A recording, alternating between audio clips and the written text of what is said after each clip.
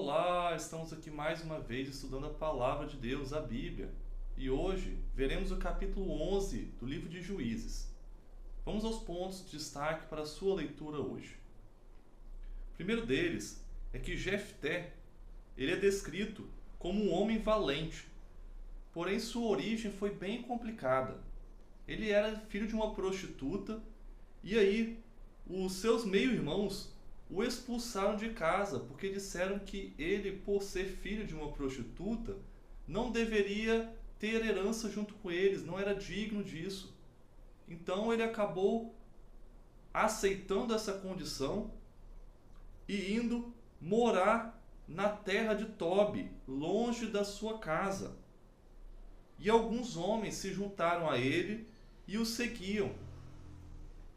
E no segundo ponto nós vemos que, ao se virem em aperto devido à opressão dos amonitas, que inclusive vimos no capítulo anterior, o povo de Gileade decidiu ir atrás de Jefté, pois sua fama era notória. Como é dito aí no primeiro versículo do capítulo, ele era um homem valente.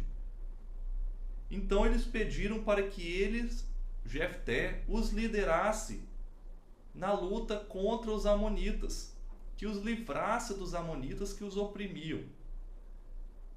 Então Jefté, ele vai questionar o povo e vai dizer que eles o haviam expulsado ali da cidade, da casa deles.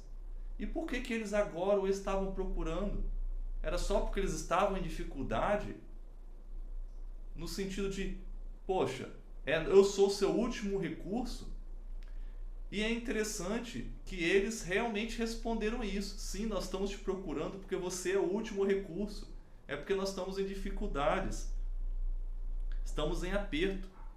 Mas eles prometeram a Jefté que se ele conseguisse a vitória, eles o fariam chefe ali da cidade, da região.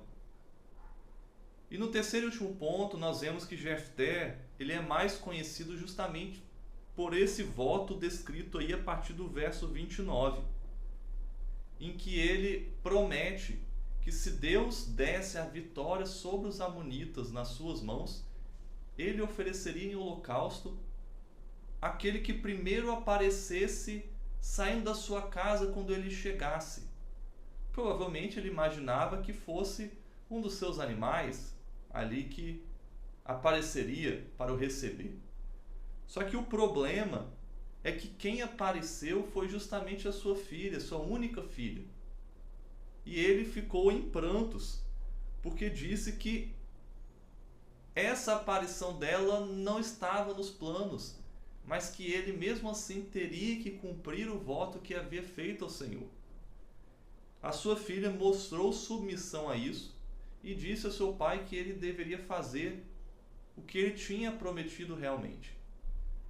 Mas é bom a gente destacar que Jefté, embora tenha cumprido o seu voto, tenha oferecido a sua filha em holocausto, a Bíblia, ela não coloca um juízo de valor, ela não questiona, fazendo um julgamento moral se isso foi correto ou não. Porque provavelmente não foi. Deus havia há muito tempo dito que não era para as pessoas sacrificarem seus filhos.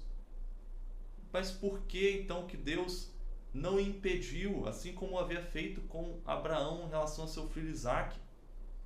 É porque, na verdade, foi um voto irrefletido de Jefté.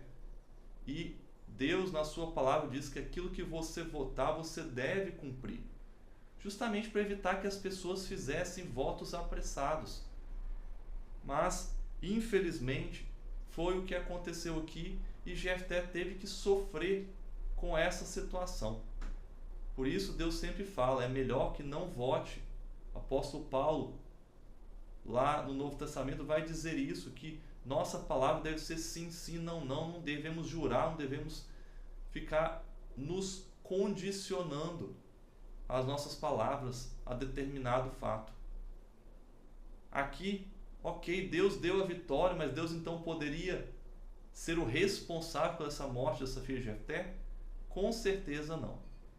Deus não pode ser responsabilizado pelas nossas próprias decisões, nossas próprias ações. Se gostou, compartilhe esse guia e vamos estudar juntos a Palavra de Deus, um capítulo por dia.